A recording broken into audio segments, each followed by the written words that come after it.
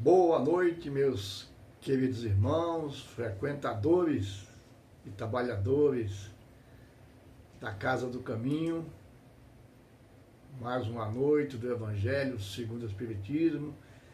Desde já agradecendo a direção da casa pela oportunidade do trabalho. E é realmente com muita alegria, com muita satisfação que nós, como aprendizes do Evangelho do nosso Mestre Jesus, procuramos aí estudá-lo e realmente vivenciá-lo. E hoje fui incumbido deste capítulo maravilhoso, né? Como todos os capítulos do Evangelho, mas esse capítulo 13, que a mão esquerda não saiba o que faz a direita, ele nos traz muitos ensinamentos sublimes para o nosso aperfeiçoamento moral e espiritual. E aqui nós vemos fazer o bem sem ostentação, os infortúnios ocultos, o óbolo da viúva, convidar os pobres e extropiados, e aí vem as instruções dos Espíritos, nos trazendo ensinamentos belíssimos sobre a caridade material e a caridade moral, nos fala da beneficência, e no item 17, que é o objeto da nossa leitura, a piedade. E finalmente fecha falando dos órfãos.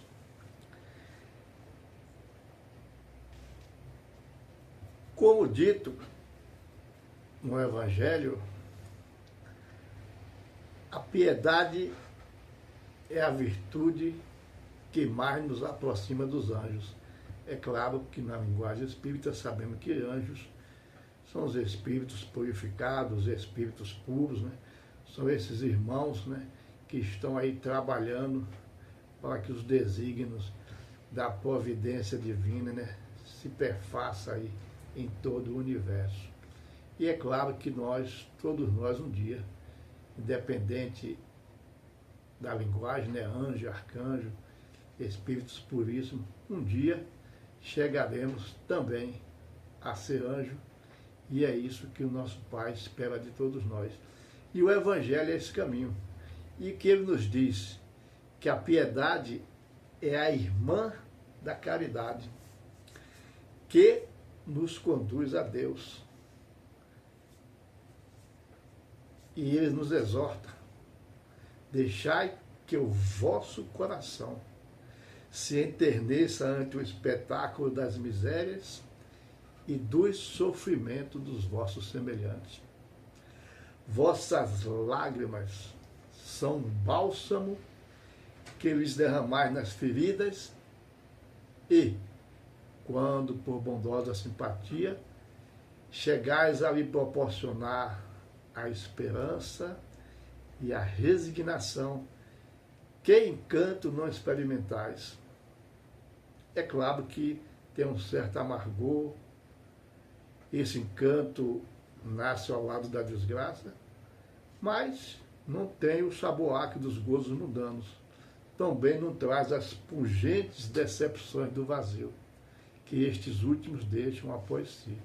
É claro, quem está na prática dessa virtude sublime, ele é envolvido por penetrante suavidade que enche de júbilo a alma.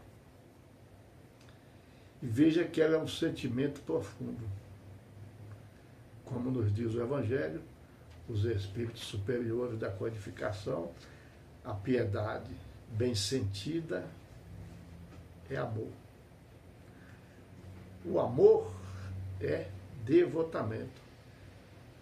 E o que é o devotamento? O que ele nos diz? É o ouvido de nós mesmos. E esse ouvido, essa abnegação em favor dos desgraçados, dos menos favorecidos, é a virtude por excelência. E eles nos dizem: a quem toda a sua vida praticou o divino Messias. E ele nos ensina na sua doutrina tão santa e sublime. E os Espíritos da codificação continuam nos exortando que a piedade é o sentimento mais apropriado a fazer que nós possamos progredir, possamos nos aperfeiçoar, possamos fazer a nossa reforma íntima. É claro que domando em nós o egoísmo e o orgulho. E aquele que dispõe a alma à humildade, à beneficência e ao amor próximo. Qual é o sentimento por excelência? Qual é a virtude? É a piedade. E a piedade que vos comove até as entranhas à vista dos sofrimentos dos nossos irmãos, que nos impele a estender as mãos para socorrê-los. E é claro que esse gesto nos arranca, tanto em nós como neles, lágrimas de simpatia, porque estamos praticando o bem. Quando eu falo do Evangelho, gosto sempre de citar a nossa querida benfeitora Joana de Ângeles, junto ao nosso Divaldo Pereira Franco, esse grande médio espírita, trabalhador incansável da seara do nosso mestre. E essa benfeitora, junto com o Divaldo, tem uma obra monumental, né, que é Jesus e o Evangelho. Vou pegar aqui para vocês verem. À luz da psicologia profunda. E num desses capítulos dessa obra, a benfeitora cuida justamente da piedade. E ela nos diz que a piedade caracterizou todo o ministério de Jesus. Que esse sentimento de piedade que ele demonstrou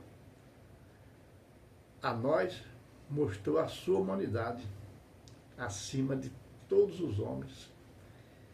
Porque o Mestre, no seu apostolado, no seu messianato,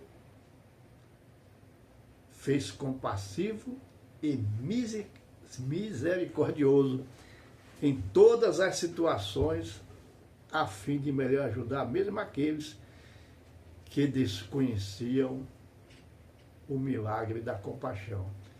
E realmente em todas as passagens evangélicas nós estamos sempre observando, né, o nosso Senhor Jesus Cristo aí atendendo a todos indistintamente e realmente demonstrando essa compaixão, né, por toda a humanidade terrena.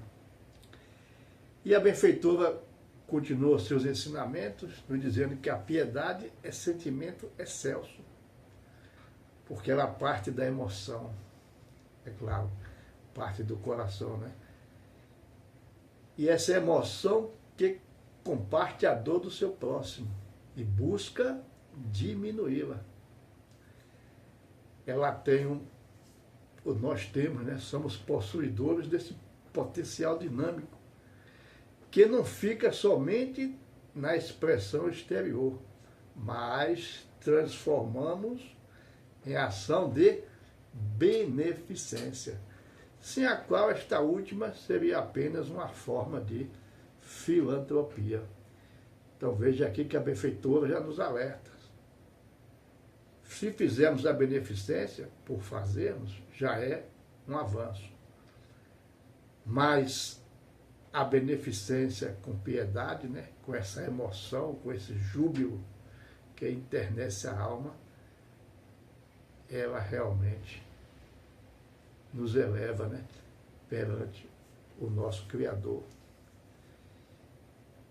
E a piedade, por isso, é a dileta filha do amor, que surge no homem quando este se eleva, alcançando níveis de consciência mais condizente com seu estado de conquistador do infinito, que não serve de servir.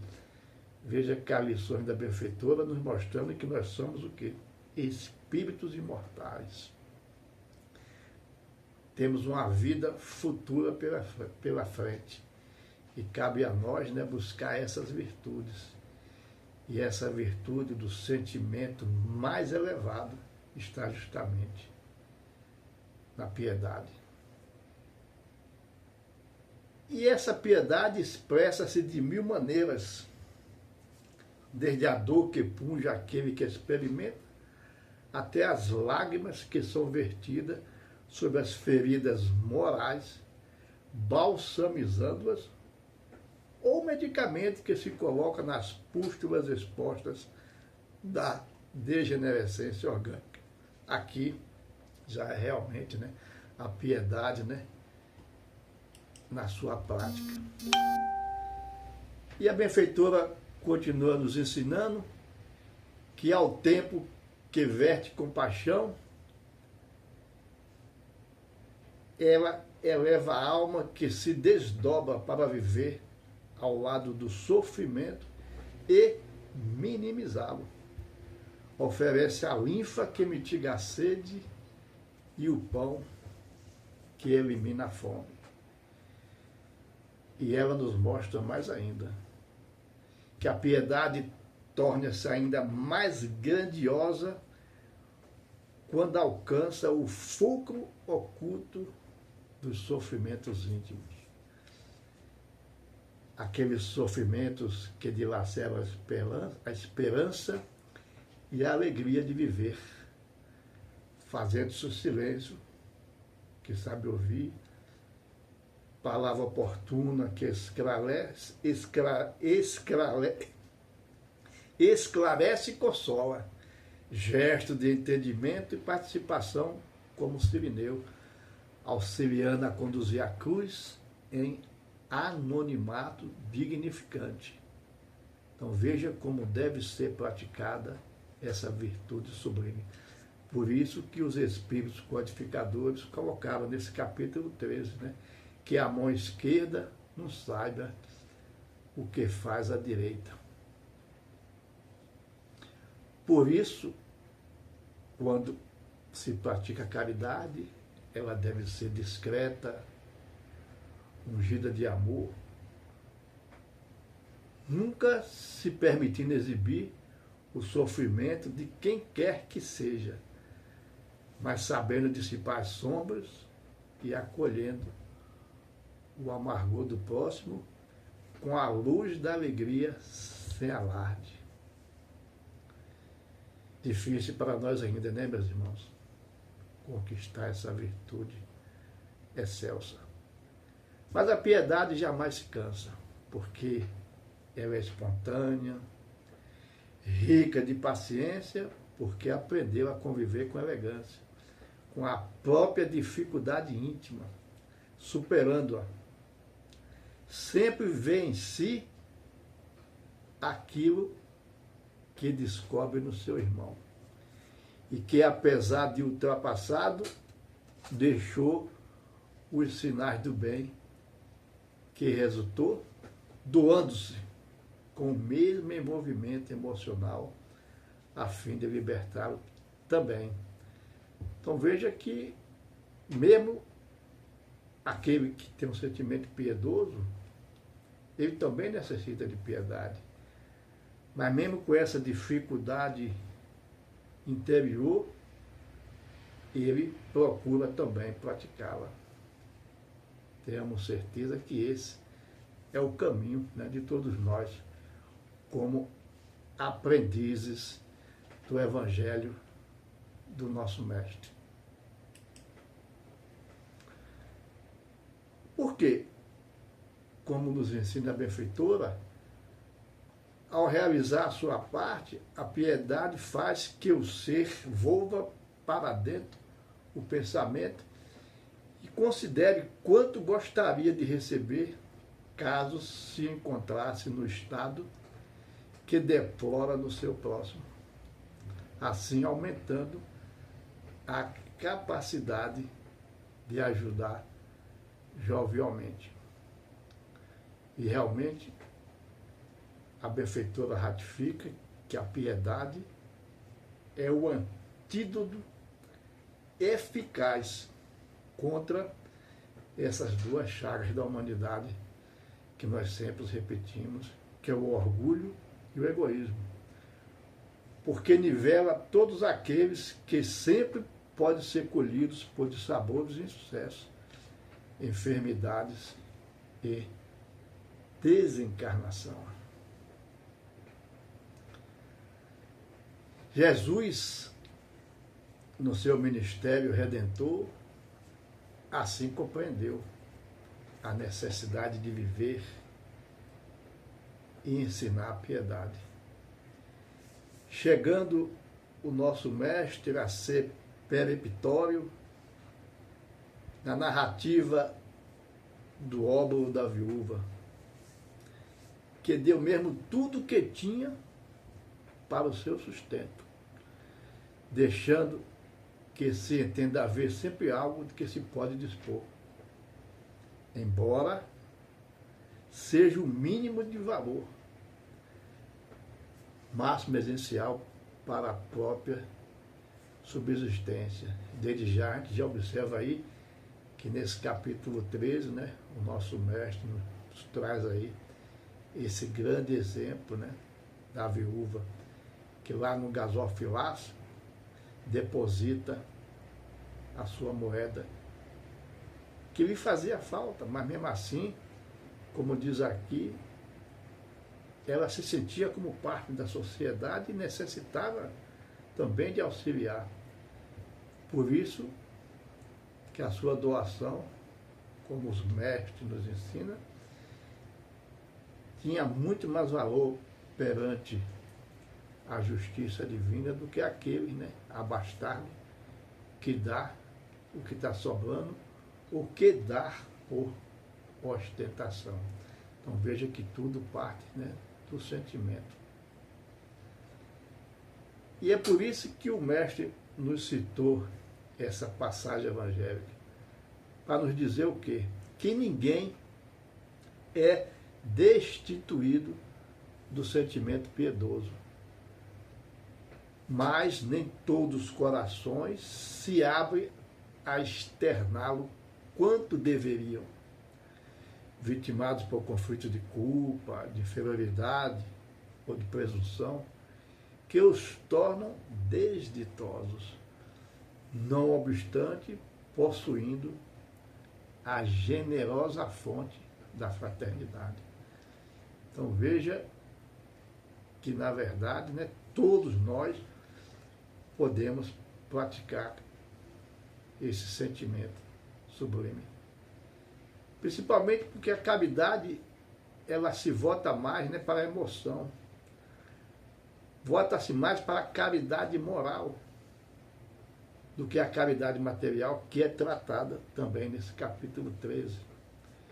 Então todos nós temos um resquíciozinho, né, desse sentimento piedoso, porque sabemos que a nossa essência é divina, que o nosso Deus, o nosso Pai, né, plantou esse germezinho, né, que é o amor, em nossos corações, e cabe a nós, né, fazer com que esse amor possa se irradiar, possa se iluminar, e nós possamos realmente, cumprindo aí com as leis divinas, com suas leis naturais, possamos praticar o bem infinitamente. E é isso que o Mestre Jesus, né, deseja de todos nós. Por isso que a Joana de Ângeles fala, é o momento máximo da humanização, esse no qual já não se vive em si mesmo, ou para si. E ela nos traz o ensinamento de Paulo, né? Quando Paulo afirmava, em outras palavras, mais inundado do ideal e daquele que é transcendência e imanência. Quando Paulo fala, né, que já é o Cristo que vive nele, né? Que realmente esse grande apóstolo, esse grande propagador do evangelho, do cristianismo primitivo, ele realmente fez essa grande mudança. E como todos os apóstolos, né, eram espíritos altamente piedosos. E a benfeitora prossegue nos alertando que não há, portanto, quem não possa dispor, né, ao mistério da piedade.